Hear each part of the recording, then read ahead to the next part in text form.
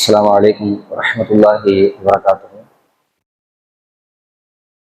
إن الحمد لله نحمده ونستعينه ونستغفره ونعوذ بالله من شرور أنفسنا ومن سيئات أعمالنا. من يهده الله فلا مضل له ومن يضلل فلا هادي له. وأشهد أن لا إله إلا الله وحده لا شريك له وأشهد أن محمدا عبده ورسوله. أما بعد، يا أيها الذين آمنوا اتقوا الله حق تقاته ولا تموتن إلا وأنتم مسلمون. பார்ந்த சகோதரர்களே சகோதரிகளே, அல்லாஹு தஆலா இந்த இடத்தில் நம்மை ஒன்று சேர்த்தது போல் நாளை மறுமையில் சொர்க்கத்தில் உயர்ந்த சொர்க்கமான ஜன்னத்துல் ஃபிர்தௌஸ் என்ற சொர்க்கத்தில் என்னையும் என்னுடைய குடும்பத்தார்களையும் உங்களையும் உங்களுடைய குடும்பத்தார்களையும் ஒன்று சேர்ப்பானாக என துஆ செய்தவனாக எனது இந்த வகுப்பை ஆரம்பம் செய்கின்றேன். அல்லாஹ் நல்லடியார்களே, அல்லாஹு தஆலா அஹ்ஸனுல் காலிகீன், படைப்பாளர்களில் மிக அழகானவன். அல்லாஹு தஆலா படைப்பாளர்களில் மிக அழகானவன் என்று குர்ஆனில் அல்லாஹு தஆலா தன்னை பற்றி அடையாளப்படுத்துகின்றான். அல்லாஹு தஆலா படைத்த படைப்புகளில் மிக அழகான அற்புதமான முழுமையாக விளங்கிக் கொள்ள முடியாத புரிந்து கொள்ள முடியாத ஒரு படைப்பு மனித உள்ளம்.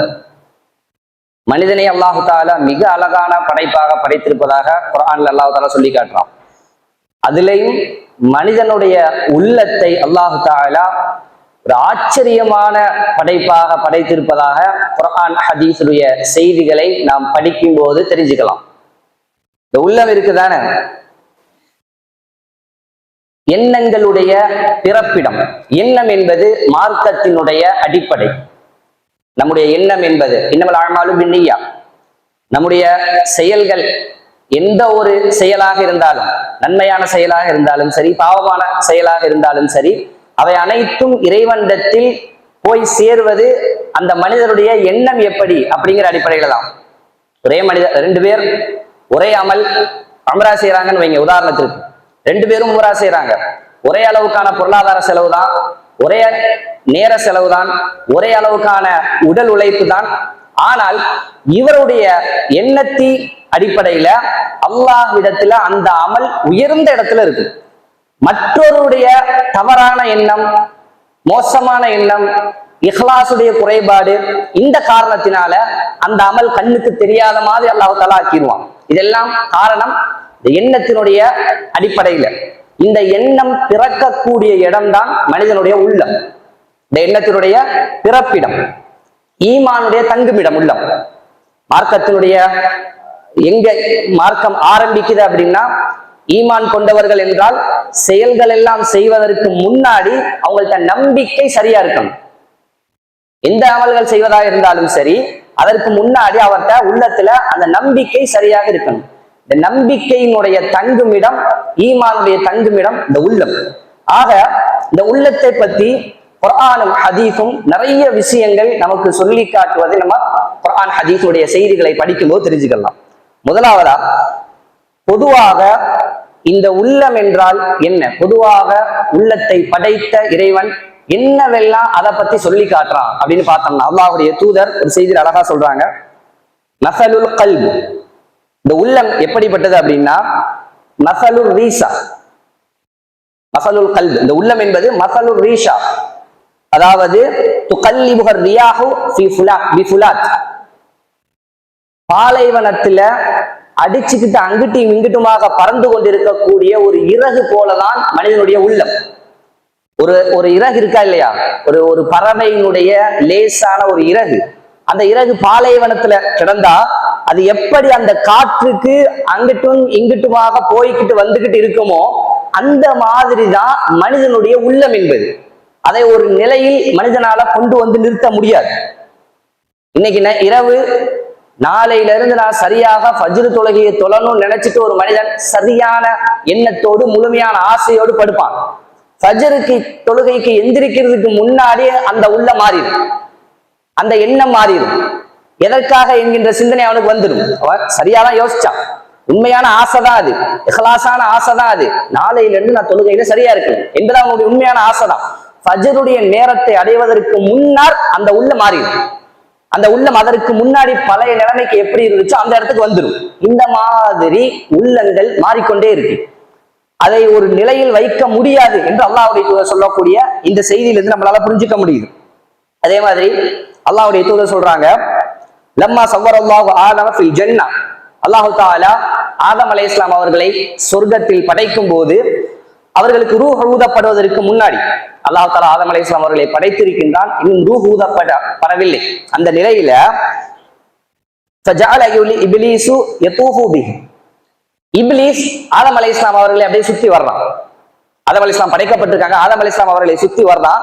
எம்புரு மாகுவ, இது என்ன படைப்பு அப்படின்னு பாக்குறான். ஏன்னா அதுக்கு முன்னாடி மனித படைப்பு என்பது கிடையாது. அப்பதான் முதலாக ஆதம் அலைஹிஸ்ஸலாம் அவர்களை அல்லாஹ் தஆலா படைச்சிருக்கான். இப்லீஸ் அந்த படைப்பை அப்படியே ஆதம் அலைஹிஸ்ஸலாம் அவர்களை அப்படியே சுத்தி வர்றான். வந்து பார்க்கிறான், என்ன படைப்பு, அல்லாஹ் தஆலா புதுசா ஏதோ ஒரு படைப்பை படைச்சிருக்கான என்னன்னு பார்த்துட்டு ஃபலம்மா ரஆஹு அஜ்வஃப அரஃப அன்னஹு குலிக ஹல்கன் லா யதமாலக், அதற்கு உள்ளக்கு இருக்கக்கூடிய அந்த உடலுக்கு உள்ளக்கு இருக்கக்கூடிய ஒரு படைப்பை ஷைத்தான் பார்க்கிறான். அவனுக்கு விளங்குது, உள்ளம் விளங்குது, மனிதனுடைய உள்ளம் விளங்குது. இதை பார்த்தவன அவன் என்ன நினைச்சுக்கிட்டான்னா, இது எப்படிப்பட்ட படைப்பு அப்படின்னா அந்த மனிதனாலேயே ஒரு கண்ட்ரோல்ல வைத்துக் கொள்ள முடியாத ஒரு படைப்பு. ஷைத்தான் சொல்றான். அவன் பார்த்துட்டு, இது முஸ்லிம்ல வரக்கூடிய ஹதீஸ், ஷைத்தான் ஆதம் அலைஹிஸ்ஸலாம் அவர்களை பார்த்துட்டு அவர்களுடைய உள்ளத்தையும் ஷைத்தான் பார்த்துட்டு சொல்லக்கூடிய வார்த்தை என்ன அப்படின்னா, இது இந்த மனிதனாலேயே கட்டுப்படுத்தி கொள்ள முடியாத ஒரு படைப்பு, அப்படி ஒரு படைப்பாக அல்லாஹ் தஆலா இந்த படைப்பை படைச்சிருக்கா அப்படின்னு ஷைத்தான் சொல்லக்கூடிய வார்த்தையும் அல்லாஹ்வுடைய தூதர் நமக்கு ஹதீஸ்ல சொல்லி தருவதை பார்க்கலாம். இந்த மாதிரியாகத்தான் அல்லாஹ் தஆலா நமக்கான உள்ளத்தை தந்திருக்கான். இதை புரியணும், இது விளங்கணும். என்னுடைய உள்ளம், என்கிட்ட இருக்கக்கூடிய உள்ளம், அதனுடைய யதார்த்த நிலை என்ன, அது எப்படி அல்லாஹ் தஆலா இயற்கையில எனக்கு தந்திருக்கா அப்படிங்கிறதெல்லாம் இந்த ஹதீஸ் நமக்கு விளக்குது. அதே மாதிரி பிரபல்யமான ஒரு ஹதீஸ், அல்லாஹ்வுடைய தூதர் சொல்றாங்க, அலா இன்ன ஃபில் ஜஸதி முத்கா, உங்களுடைய தெரிஞ்சுக்கிறீங்க, உங்களுடைய உடலில் ஒரு பகுதி இருக்கு, ஒரு சதை துண்டு, சின்ன ஒரு சதை துண்டு இருக்கு. உங்க ஒட்டுமொத்த உடல்ல சின்ன ஒரு சதை துண்டு இருக்கு. இதா ஸலஹத் ஸலஹல் ஜஸது குல்லுஹு, அதை நீங்க சரிப்படுத்திட்டீங்க அப்படின்னா, அத கொஞ்சம் சரியாக்கிட்டீங்க அப்படின்னா, அந்த விஷயத்துல நீங்க கொஞ்சம் கவனம் எடுத்து அதை கொஞ்சம் பராமரிச்சிட்டீங்க அப்படின்னா ஸலஹல் ஜஸது குல்லுஹு, உங்களுடைய உடல் முழுவதும் சரியாயிரும். உங்களுடைய பார்வை சரியாயிரும், உங்களுடைய பேச்சு சரியாயிரும், உங்களுடைய கை செய்யக்கூடிய விஷயம் சரியாயிரும், உங்களுடைய கால் செய்யக்கூடிய விஷயம் எல்லாம் சரியாயிரும். எப்ப அந்த உள்ளத்தை, அந்த ஒரு துண்டை நீங்கள் சரியா அதை நீங்க பாதுகாத்துட்டீங்க அப்படிங்கன்னா, இதா ஃபஸதத், அது மோசமா போச்சு அப்படின்னா, அது கெட்டு போச்சு அப்படின்னா, ஃபஸதல் ஜஸது குல்லு, உடல் முழுவதும் கெட்டு போயிடும். அவருடைய பார்வை மோசமானதா ஆயிரும், அவருடைய பேச்சு மோசமானதா இருக்கும், அவர் செய்யக்கூடிய செயல், அவர் நடக்கக்கூடிய நடை இதெல்லாம் மோசமாக மாறிடும். எப்ப அந்த ஒரு பகுதி மோசமாயிருச்சு அப்படின்னா, அல்லாஹ்வுடைய தூதர் சொல்லிட்டு சொல்றாங்க, அலா வஹியல் கல்ப், அதுதான் மனிதனுடைய உள்ளம், அதுதான் மனிதனுடைய உள்ளம். அந்த உள்ளம் சரியா ஒரு மனுஷன் இருந்துச்சு அப்படின்னா அவனுடைய மற்ற செயல்பாடுகள் அனைத்தும் அவனுக்கு சரியா இருக்கு. எப்போ அந்த உள்ளம் அவனுக்கு மோசமானதாக ஆயிருமோ, ஃபஸதத் கெட்டு போய் விடுமோ, அப்ப அவனுடைய மற்ற செயல்பாடுகள் அனைத்தும் கெட்டுவிடும் என்று அல்லாஹ்வுடைய தூதர் சொல்லி காட்டக்கூடிய விஷயத்தையும் நாம பார்க்கிறோம். இந்த மாதிரி எல்லாம் மனிதனுடைய உள்ளத்தை பற்றி குர்ஆன், ஹதீஸ், அல்லாஹ்வுடைய தூதர் சொல்லி காட்டுவதை நம்ம பார்க்கிறோம். அதே மாதிரி ஒரு சஹாபி அல்லாஹ்வுடைய தூதர்கிட்ட கேட்கிறாங்க, யா ரசூலல்லாஹ், அதாவது நாங்க மோசமான விஷர்தின், ஒரு மோசமான ஒரு நிலையில இருந்தோம். இஸ்லாம் வருவதற்கு முன்னாடி சஹாபாக்கள் சொல்றாங்க, நாங்க குன்னா பிஷர், நாங்க ஒரு மோசமான நிலையில இருந்தோம். இதற்கு பின்னாடி அல்லாஹ் தஆலா எங்களை ஒரு நல்ல நிலைக்கு கொண்டு வந்தான். குர்ஆன் வந்தது, அல்லாஹ்வுடைய தூதர் நீங்க வந்தீங்க, எங்களை சரிபடுத்தினீங்க, எங்களுடைய வாழ்க்கையுடைய அமல்களை சரிபடுத்தினீங்க. இப்படி நாங்க இப்ப சரியான நிலையில இருக்கோம். இதற்கு பின்னாடி மீண்டும் நாங்கள் மோசமான மனிதர்களாக ஆகுவோமா?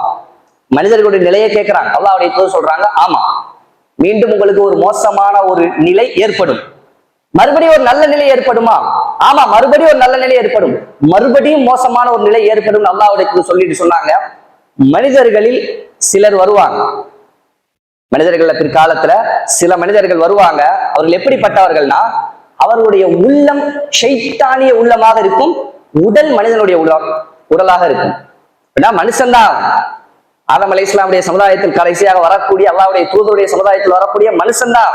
ஆனா அவனுடைய உள்ளம் ஷைத்தானுடைய உள்ளமாக இருக்கும். அப்படின்னா குர்ஆன் ஹதீஸ் நமக்கு என்ன சொல்லி தந்திருக்குதோ அதற்கும் அவனுடைய செயல்பாடுக்கும் சம்பந்தமே இல்லாத வடிவத்துல இருக்கு. எதையெல்லாம் அல்லாஹு தாலா செய்ய வேண்டாம் என்று தடுத்திருக்கானோ அதையெல்லாம் மிக சர்வசாதாரணமான செய்யக்கூடிய மனிதராக அவர் வருவார்.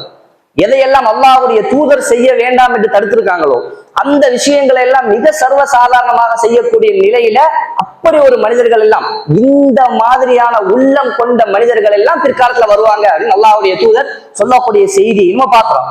இந்த மாதிரியும் மனிதர்களுடைய உள்ளம் பிற்காலத்துல மாறும் என்று அல்லாஹ்வுடைய தூதர் சொல்லக்கூடிய இந்த செய்திகளை எல்லாம் பார்க்கிறோம். இதையெல்லாம் பார்க்கும்போது மனிதனுடைய உள்ளம் இந்த மாதிரி தான் அல்லாஹு தாலா படைச்சு வச்சிருக்கான். இது பொதுவான செய்தி. மனிதருக்கு நம்முடைய உள்ளங்களை எல்லாம் அல்லாஹு தாலா இப்படித்தான் ஒரு படைப்பாக, அதை கட்டுப்படுத்த முடியாத ஒரு படைப்பாக அல்லாஹு தாலா நமக்கு படைச்சு தந்திருக்கான். அதே மாதிரி நன்மை தீமைகளோடு, நன்மையான காரியங்கள் பாவமான காரியங்களோடு இந்த உள்ளத்தை அல்லாஹ்வுடைய தூதர் தொடர்பு படுத்தி பேசும்போது அல்லாஹ்வுடைய சொல்றாங்க, அல் பிர்ரு ஹஸ்னுல் குல்க். நன்மை என்றால் நல்ல அழகான பண்புகள், நல்ல அழகான குணங்கள். அதோட வல் இஸ்மு, பாவம்னா என்ன தெரியுமா? அல்லாஹ்வுடைய தூதர் பாவம்னா என்னென்ன அப்படின்னு பொதுவா சொல்ல வராங்க.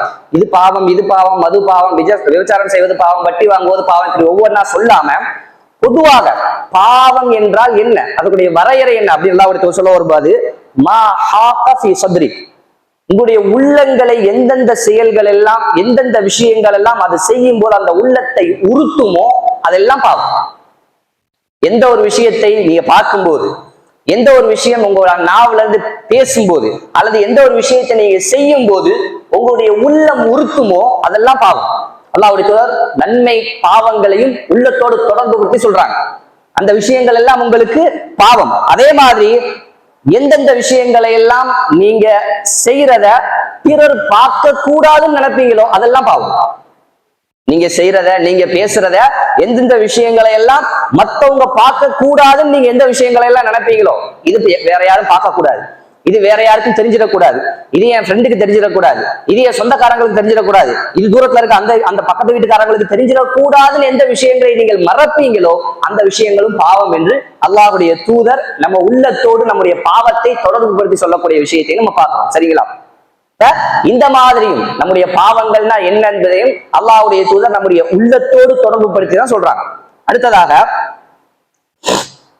நன்மையான காரியங்களை பற்றி அல்லாஹ்வுடைய தூதர் அல்லாஹ் தாலா எப்படி அந்த நன்மையை அடையாளப்படுத்துறான்னு சொல்லும் போது, இன்னல்லாஹ லா யன்துரு இலா சுவரிக்கும் வ அம்வாலிக்கும், அல்லாஹ் தாலா உங்களுடைய தோற்றம் எப்படி இருக்கு அல்லது உங்களுக்கு எவ்வளவு பொருளாதாரம் இருக்கு இதையெல்லாம் அல்லாஹ் தாலா பார்க்க போவது கிடையாது. அல்லாஹ்வுடைய தூதர் சொல்றாங்க, உங்களுடைய தோற்றம் எப்படி இருக்கு, நீ நல்லா வெள்ளை சட்டை வெள்ளை வேட்டி உடுத்திருக்கீங்களா, அல்லது நல்லா தாடி வச்சிருக்கீங்களா, அல்லது மற்ற இதை முதலாவதாக அல்லாஹ் தாலா மனிதன்கிட்ட பார்ப்பது கிடையாது.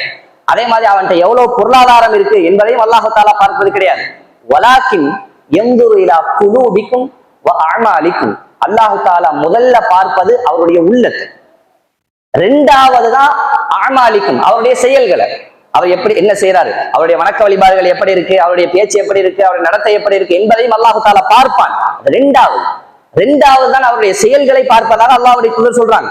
முதலாவதாக அல்லாஹ் தாலா மனுஷன் எதை பார்ப்பான் அப்படின்னா, யன்துரு இலா குலூபிக்கும், அவருடைய உள்ளத்துல அல்லாஹ் தாலா பார்ப்பான். அது எப்படி இருக்கு, அந்த உள்ளம் எப்படிப்பட்டதாக இருக்கு, எந்த நிலைமையில அவருடைய உள்ளத்தை அவர் வச்சிருக்காரு, அல்லாஹ்வை பற்றி அவருடைய உள்ளத்தில் இருக்கக்கூடிய சிந்தனை என்ன, பிற மக்களை பற்றி அவருடைய உள்ளத்தில் இருக்கக்கூடிய சிந்தனை என்ன, பக்கத்து வீட்டுக்காரங்க, சொந்தக்காரங்க, தாய் தந்தை மனைவி பிள்ளை கணவன் இவர்களை பற்றி எல்லாம் அவருடைய உள்ளத்துல என்ன சிந்தனை இருக்கு, முதல்ல அல்லாஹ் அதை தான் பார்ப்பான். அங்க இருந்த செயல்ல ஏமாத்திரலாமே, செயல்ல முனாஃபிக்குகள் தொழுதாங்களே, முனாஃபிக்குகள் முஷ்ரிக்குகளை விட படு மோசமானவர்கள் என்று குர்ஆன் ஹதீஸ் அடையாளப்படுத்தக்கூடிய அந்த முனாஃபிக்குகள் தொழுதார்களே, ஜிஹாது களத்திற்கு கூட வந்தவர்களும் உண்டு. ஆனால் அந்த செயல்பாடுகள் எல்லாம் அழகானது தானே. ஆனால் அவர்கள் நரகத்தினுடைய படு பாதாளத்தில் அவர்கள் இருப்பார்கள் சொல்வதற்கான காரணம் என்னன்னா, அவங்கள்ட்ட அந்த ஒரு சில செயல்கள் நல்லதாக இருந்தாலும் உள்ளம் படு மோசமான நிலைமையில இருந்துச்சு. உள்ளத்துல என்ன வச்சிருந்தாங்க, இஸ்லாத்தை அழிக்கணும், முஸ்லிம்களை அழிக்கணும் அப்படின்னு சொல்லிட்டு அவன் ஜமாத்துல வந்து நின்று தொழுது என்ன பிரயோஜனம், ஜிஹாதுக்கு முதல் சஃபல நின்று என்ன பிரயோஜனம். இந்த செயல்பாடுகள் எல்லாம் அல்லாஹ் தஆலா பார்ப்பது இரண்டாவது தான். இதெல்லாம் நல்லா புரிஞ்சுக்கணும், இதெல்லாம் விளங்கிக்கணும். வெறுமனே நான் தொழுதுட்டேன், நான் குர்ஆன் ஓதிட்டேன், நான் நோன்பு வச்சுட்டேன், இதால மட்டும் நம்ம சரியான ஒரு நிலையில அல்லாஹ்விடத்துல வந்துடலாமா அப்படின்னு கேட்டா இல்ல. நம்முடைய உள்ளத்தை சரி பண்ணணும், நம்முடைய உள்ளத்தை சரி பண்ணணும். அதற்காகத்தான் அல்லாஹ்வுடைய தூதர் இந்த செய்திகளை எல்லாம் சொல்வதை நம்ம பார்க்கிறோம். சரிங்களா? அதே மாதிரி அடுத்ததாக ஒரு செய்தி, அல்லாஹ்வுடைய தூதர் சொர்க்கவாதிகள் யாரு அப்படின்னு அல்லாஹ்வுடைய தூதர் சொல்லும் போது 3 நபர்களை அல்லாஹ்வுடைய தூதர் அடையாளப்படுத்துறாங்க. அதுல ஒருத்தர் யாரு அப்படின்னா ரஜுலுன் ரஹீமுன் ரகீகுல் கல்பி, இரக்கமானவர், மென்மையான லேசான உள்ளமுடையவர். மென்மையான லேசான உள்ளமுடையவர் யார்கிட்ட அப்படின்னா லிகுல்லி தி குர்பா வ முஸ்லிம், ஒவ்வொரு நெருக்கமான உறவுகள்கிட்டையும் ஒவ்வொரு முஸ்லிமான மனிதர்கிட்டையும் மிக லேசாக இரக்கமாக மென்மையாக நடந்து கொள்வார். சொர்க்கவாதிக்குரிய அடையாளமாக அல்லாஹ்வுடைய தூதர் சொல்லக்கூடிய விஷயத்தை பாத்தீங்களா? அவர்கள் எவ்வளவு ஹஜ்ஜி செஞ்சிருப்பாங்க, எவ்வளவு தான தர்மங்கள் செஞ்சிருப்பாங்க, எவ்வளவு நேரம் பள்ளியில உட்கார்ந்து இருப்பாங்க, எத்தனை நாள் ஏத்திகாஃப் இருந்திருப்பாங்க, அதெல்லாம் ரெண்டாவது இருக்கட்டும், அந்த அமல்கள் எல்லாம் இருக்கட்டும். முதலாவதாக அல்லாஹ்வுடைய தூதர் சொல்றது என்ன? அவர்கள் அந்த உறவுகள், தங்களுடைய உறவுகளோடு அவர்கள் எப்படி இருப்பாங்க? இரக்கமா இருப்பாங்க. தாய் தந்தை, உறவினர்கள், இரத்த உறவுகள், கணவன், பிள்ளை, இவர்கள்ட்ட எல்லாம் அவர்கள் இரக்கத்தோடு நடந்துக்குவாங்க, மென்மையாக நடந்துக்கிறார்கள். இதைதான் அல்லாஹ் சொல்றாங்க. இன்னொரு செய்தியில் அழகாக சொல்லி காட்டினாங்க, எதுகுலுல் ஜன்னத அக்வாமும், சொர்க்கத்தில் ஒரு சில கூட்டங்கள் நுழையும். சொர்க்கத்துல ஒரு சமுதாயம் நுழையும். அவங்க எப்படிப்பட்டவங்க தெரியுமா? அஃஇதத்துஹும் அஃஇதத்தித் தய்ர், அவருடைய உள்ளங்கள் எல்லாம் பறவைகளுடைய உள்ளங்கள் மாதிரி இருக்கும். சொர்க்கத்துக்குள்ள ஒரு கூட்டம் நுழையும். அந்த மக்கள் எப்படிப்பட்டவங்க அப்படின்னா, அவங்களை அடையாளப்படுத்துறதுக்கு வேற ஒண்ணு செயல்பாடுகள் எல்லாம் அல்லாஹ்வுடைய தூதர் சொல்லல. ஒரே ஒரு அடையாளம், அவர்களுக்கு சொர்க்கவாதி அவர்களுக்கான ஒரே ஒரு அடையாளம் என்னன்னா, அவர்களுடைய உள்ளங்கள் பறவைகளுடைய உள்ளங்கள் மாதிரி இருக்கும். அது என்ன பறவைகளுடைய உள்ளங்கள்? அவ்வளவு லேசானதாக, அவ்வளவு மென்மையானதாக, அவ்வளவு பலகீனமானதாக இருக்கும். அந்த உள்ளம் எப்படிப்பட்டதுன்னா, பறவைகளுடைய உள்ளங்கள் எல்லாம் ஒரு உதாரணம் சொல்றேன். யாராவது அந்த உள்ளத்தை காயப்படுத்தினா அதை அந்த உள்ளம் தாங்கிக்கிறோம். சுத்தி இருக்கிறவங்க எல்லாம் அந்த உள்ளத்தை காயப்படுத்தினா அந்த உள்ளம் தாங்கிக்கிறோம். ஆனா இந்த உள்ளத்தால, இவரால வேற ஒருவருடைய உள்ளம் காயப்படுவதே அந்த உள்ளம் தாங்காது. சுத்தி இருக்க யாரும் அவர் உள்ளத்தை காயப்படுத்தியிருக்காருன்னு அந்த அவருக்கு தெரியும். ஆனா பதிலுக்கு அவருடைய உள்ளத்தை காயப்படுத்துற மாதிரி பேசுறத இந்த உள்ளம் விரும்பாது. அது அதுக்கு அதை விட பெரிய வழியா இருக்கு.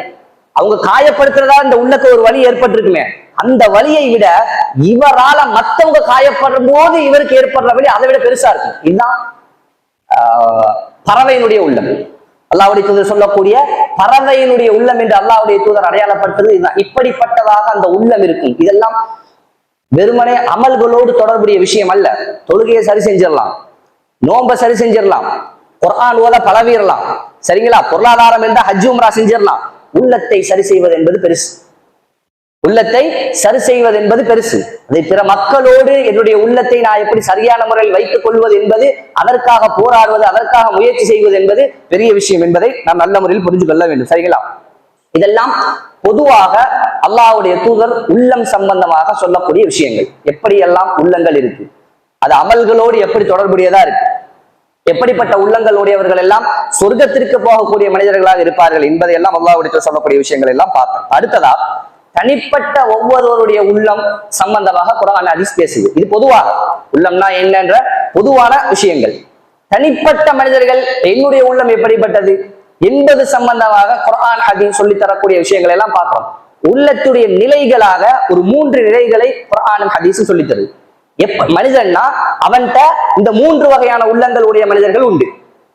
ஒவ்வொரு மனிதர்கிட்டையும் ஒன்றில் இந்த 3இல் ஒரு நிலையில் அவருடைய உள்ளம் இருக்கும் அப்படின்னு குர்ஆன் ஹதீஸ் சொல்லி தருது. முதல் வகை என்ன அப்படின்னா, முதலாவது நிலை அப்படின்னா கல்புன் மையித், இறந்து போன உள்ளம், செத்து போன மௌத்தா போன உள்ளம். அது என்ன மௌத்தா போன உள்ளம்? அவர் பார்க்கறதுக்கு பர்சனாலிட்டியான ஆளா இருப்பார், நல்ல ஒரு மனிதரா இருப்பாரு, நல்ல பொருளாதாரம் இருக்கும், நல்ல வெல் செட்டில்டா இருப்பாரு, நல்ல ஒரு வேலையில இருப்பாரு, நல்ல பக்குவமான ஆளா இருப்பாரு. ஆனால் அவருடைய உள்ளம் செத்து போன உள்ளமாக இருக்கும். அவருடைய உள்ளம் இறந்து போன உள்ளமாக இருக்கும். அதற்கான அடையாளம் இல்லை. யார் அந்த இறந்து போன உடல், அதாவது உள்ளத்தை உடையவர்? அல்லாஹ் தஆலா குர்ஆன்ல சொல்றான், மஸலுல்லதி யذ்குரு ரப்ப, யாரெல்லாம் அல்லாஹ்வை ஞாபகப்படுத்துறார்களோ, யார் இறைவனை அல்லாஹ் தஆலாவை ஞாபகப்படுத்துறார்களோ, வல்லதி லா யذ்குரு ரப்ப, யாரெல்லாம் அல்லாஹ்வை ஞாபகப்படுத்தலையோ. இவங்களுக்குள்ள வித்தியாசத்தை அல்லாஹ்வுடைய தூதர் சொல்றாங்க.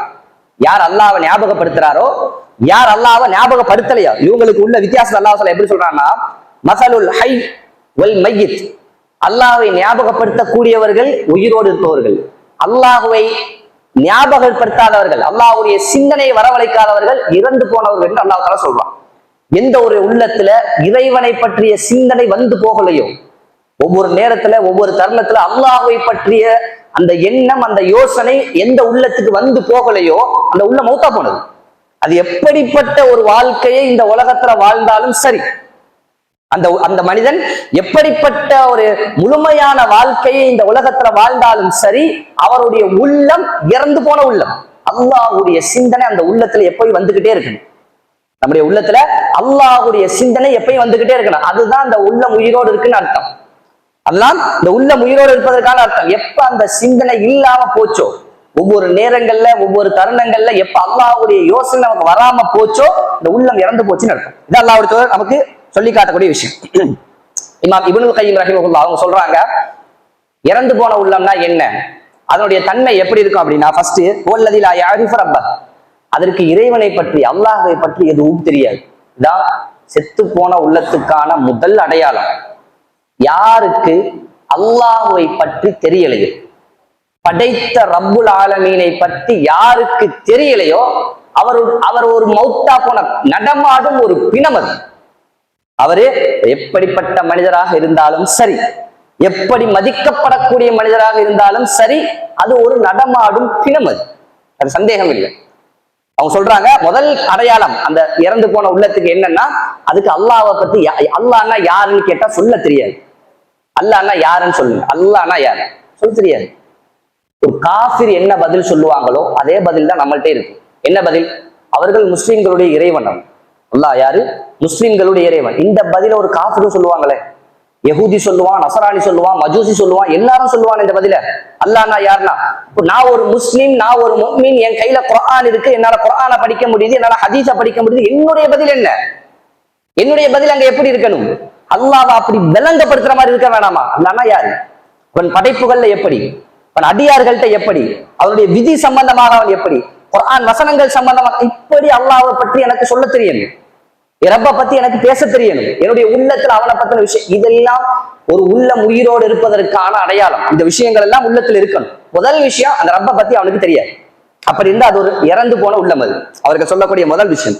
ரெண்டாவது, வலா யாபுதுஹு பி அம்ரிஹி வலா யுஹிப்புஹு வ யர்தாஹு, அல்லாஹ்வுடைய கட்டளைகளை அது நிறைவேற்றாது. அல்லாஹ் தஆலா சொல்லக்கூடிய விஷயங்களை எல்லாம் செய்யாது, அல்லாஹ்வை நேசிக்காது, அல்லாஹ்வை பொருந்திக் கொள்ளாது.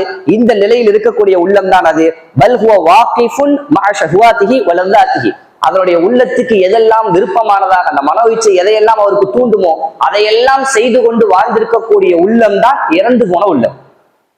இறந்து போன உள்ளம்னா என்னதுன்னு அவங்க சொல்லக்கூடிய விளக்கம் என்ன அப்படின்னா, அதுக்கு அல்லாஹ்வை பத்தி தெரியாது, அல்லாஹ்வுடைய கடமைகளை நிறைவேற்ற தெரியாது, அல்லாஹ்வை பொருந்திக் கொள்ளக்கூடிய செயல்பாடுகளை செய்ய தெரியாது, அல்லாஹ்வை நேசிக்க தெரியாது. வெறுமனே அவனுடைய மனசு எதையெல்லாம் ஆசைப்படுமோ, எதையெல்லாம் பேசணும்னு தோணுதோ, எதையெல்லாம் செய்யணும்னு தோணுதோ அதையெல்லாம் போன போக்கில் அப்படியே செஞ்சுக்கிட்டே போய்கிட்டு இருக்கக்கூடிய உள்ளம் தான் இறந்து போன உள்ளம் என்று ஷேக் இமாம் இப்னுல் கய்யிம் ரஹிமஹுல்லாஹ் அவர்கள் சொல்லக்கூடிய விஷயத்தை பார்க்கிறோம். அப்ப நம்மளுடைய உள்ளங்கள் இந்த விஷயங்கள் எல்லாம் கேட்கும்போது என்னுடைய உள்ளத்தை நான் எந்த இடத்துல வச்சிருக்கேன், என்னுடைய உள்ளம் இதுல எந்த இடத்தில் இருக்கு என்பதை உரசி பார்ப்பதற்காகத்தான் இந்த மாதிரியான வகுப்புகள். சரிங்களா? அடுத்ததா, ஒரு உள்ளம் எப்ப இந்த நிலையை அடையும்? ஒரு உள்ளம் எப்போ இறந்து போன மௌத்தா போன அந்த நிலையை அடையும்னா, எடுத்த உடனே உள்ளம் ஒரு உள்ளம் அந்த இடத்துக்கு போயிடாது. அல்லாஹு தாலா படைக்கும் போது ஒவ்வொரு குழந்தையும் ஒரு ஃபித்ரத்துல, ஒரு அழகான ஒரு ஃபித்ரத்துல அல்லாஹ்வை நேசிக்கக்கூடிய, அல்லாஹ்வை விளங்கின ஒரு நிலையில தான் அல்லாஹு தாலா படைக்கிறான். வளர்ந்து வளர்ந்து ஒரு போகக்கூடிய ஒரு நிலையில தான் அந்த இடத்திற்கு அடையும். எப்ப அந்த நிலையை அடையும் அப்படி அல்லாஹ்வுடைய தூதர் சொல்றாங்க, ஒரு உள்ளத்திற்கு ஒவ்வொரு ஃபித்னாவாக வந்து சேரும். ஃபித்னாக்கள் என்ன? அதன் மூலமாக அது செய்யக்கூடிய பாவங்கள் ஒவ்வொன்னா வந்து சேரும் உள்ளத்துக்கு. பல வழிகள்ல அது வரும். குடும்ப ரீதியா வரும், செல்போன் வழியாக வரும், நண்பர்கள் வழியாக வரும், எல்லா வகையிலையும் சுத்தி ஃபித்னா தான் இருக்கு. சரிங்களா? 2026 வாழக்கூடிய நாள்ல சுத்தி இருக்கிறது முழுக்க ஃபித்னா தான். உங்களுக்கு அல்லாஹ்வை ஞாபகப்படுத்துறதுக்கோ அல்லாஹ்வுடைய தூதரை ஞாபகப்படுத்துறதுக்கோ சுத்தி யாரும் இருக்க மாட்டாங்க. இந்த மாதிரி எங்கேயாவது வந்து உங்களுக்கு இருக்கக்கூடிய பல தடைகளை கடந்து வந்து இங்க உட்கார்ந்தாதான் சரி. இல்லைன்னா உங்களுக்கு அல்லாஹ்வை பற்றி சொல்றதுக்கோ அல்லாஹ்வை ஞாபகப்படுத்துறதுக்கோ அல்லாஹ்வுடைய தூதரை ஞாபகப்படுத்துவதற்கோ மறுமையை ஞாபகப்படுத்துவதற்கோ யாரும் இருக்க மாட்டாங்க. அப்படிப்பட்ட ஒரு காலமாகத்தான் இருக்குது. இந்த இடத்துல ஒவ்வொரு ஃபித்னாவாக அவருடைய உள்ளத்திற்கு வந்து சேரும். அல்லாஹ்வுடைய தூதர் சொல்றாங்க. சரிங்களா? ஒண்ணுன்னா அவருக்கு எடுத்து காட்டப்படும். அந்த ஃபித்னாக்கள் எல்லாத்தையும் அவர் விட்டு விலகணும். அந்த ஃபித்னாக்கள் எல்லாத்தையும் அவர் ஒவ்வொன்னாக, இது பாவம், இது செய்யக்கூடாது, இதை பண்ணிடக்கூடாது, இங்க போயிடக்கூடாது, இதை பேசிட, இப்படின்னு எல்லாத்தையும் விட்டு விலகணும். இல்ல அப்படின்னா அவருக்கு தெரியல, அவர் அதை விட்டு தூரமாகிறதுக்கு தயாரா இல்லை அப்படின்னா அந்த ஒவ்வொரு ஃபித்னாவாக எடுக்க ஆரம்பிப்பார். அப்படின்னா அதை உள்ளத்துக்குள்ள உள்வாங்குவார். அது என்ன ஆசைப்படுதோ அதை படி செய்வார், அது என்ன பேச சொல்லுதோ அதை படி பேசுவார். இப்படி போனா ஒவ்வொரு ஃபித்னாவாக அப்படியே அவர் செய்ய ஆரம்பிக்க அவருடைய உள்ளத்தில் ஒரு கருப்பு புள்ளி விழும். ஒவ்வொருக்கும் அந்த ஃபித்னாவின் காரணமாக செய்யப்படக்கூடிய ஒவ்வொரு பாவத்திற்கும் அவருடைய உள்ளத்துல ஒரு கருப்பு புள்ளி விழுவும். நிலைமை எங்க போகும் அப்படின்னா ஒண்ணு உளுந்து கடைசியில ஒரு மோசமான ஒரு உள்ளமாக ஒரு நிலையை, ஒரு கருங்கும்னு ஆகி போன ஒரு நிலையை அந்த உள்ளம் அடையும்.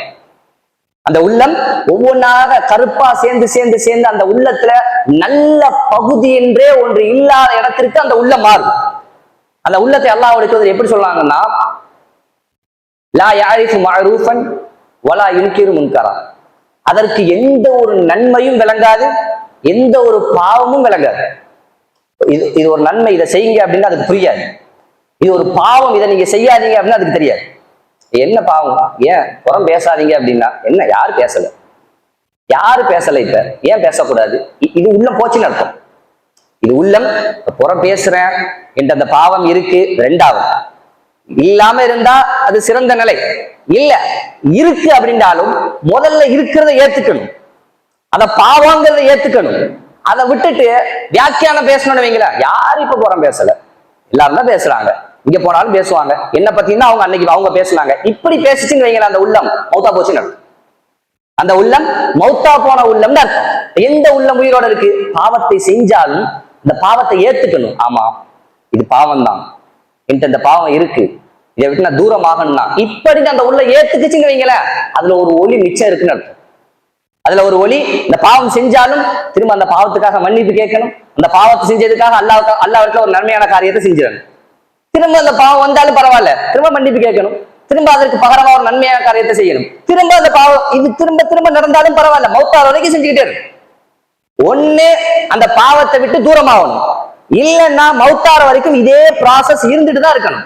எப்போ இது எல்லாரும் செய்யற பாவம் தானே, இது சகஜமான விஷயம் தானே, இது எல்லா குடும்பத்திலும் இது இருக்கு தானே, இது எல்லா ஊர்லயும் இப்படித்தானே இருக்கு, இது எல்லாத்தையுமே இப்படித்தானே, இப்படின்னு வியாக்கியானம் பேசி ஒரு பாவத்தை சரி கண்டுச்சுன்னா அந்த உள்ளம் போச்சுன்னு அர்த்தம்.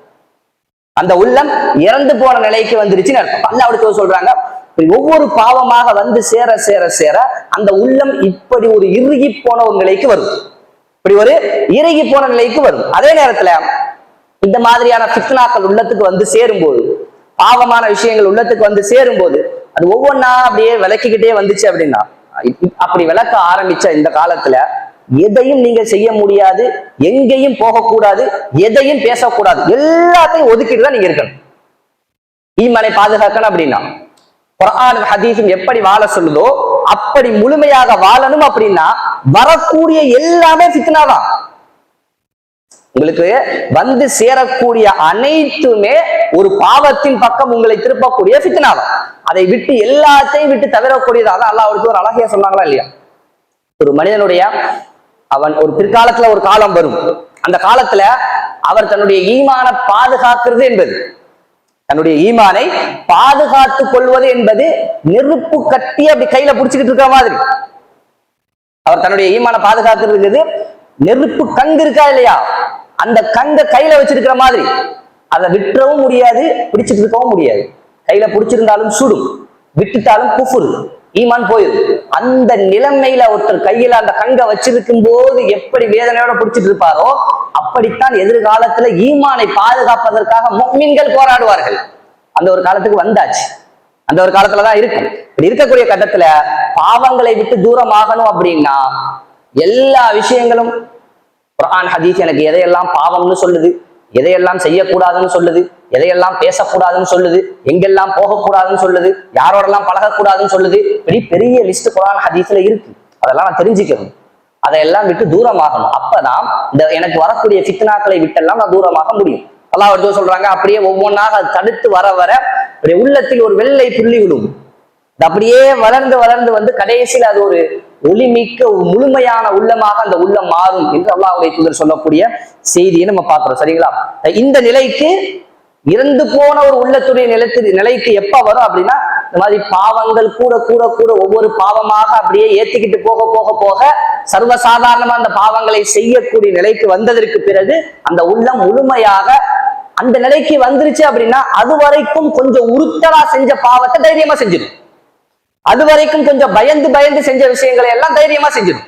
எந்த ஒரு பயமும் இருக்காது, எந்த ஒரு சங்கடமும் இருக்காது உள்ளத்திற்கு. அப்படி ஒரு நிலையை அந்த உள்ளம் அடையும் என்று அல்லாஹ்வுடைய சொல்லி காட்டினாங்க. சரியா? இது முதல் வகை, இறந்து போன உள்ளம். இது இரண்டாவது சொல்லி காட்டக்கூடிய ஒரு வகை என்ன அப்படின்னா, நோய்வாய்ப்பட்ட உள்ளம், கல்புன் மறையது, நோயுடைய உள்ளம், நோய்வாய்ப்பட்ட உள்ளம். அப்படின்னா என்ன அப்படின்னா, அல்லாஹ் தஆலா குர்ஆன்ல சொல்றான், நோயுடைய உள்ளம் உடைய மனிதர்கள் உண்டு அப்படிங்கிறதுக்கு ஃபலா தஹ்பஅன பில் கவுல், பெண்களுக்கு அல்லாஹ் தஆலா சொல்றான், உங்களுடைய வார்த்தையில் நீங்கள் நளினம் காட்ட வேண்டாம், உங்களுடைய வார்த்தையில் நீங்கள் நளினம் காட்ட வேண்டாம்.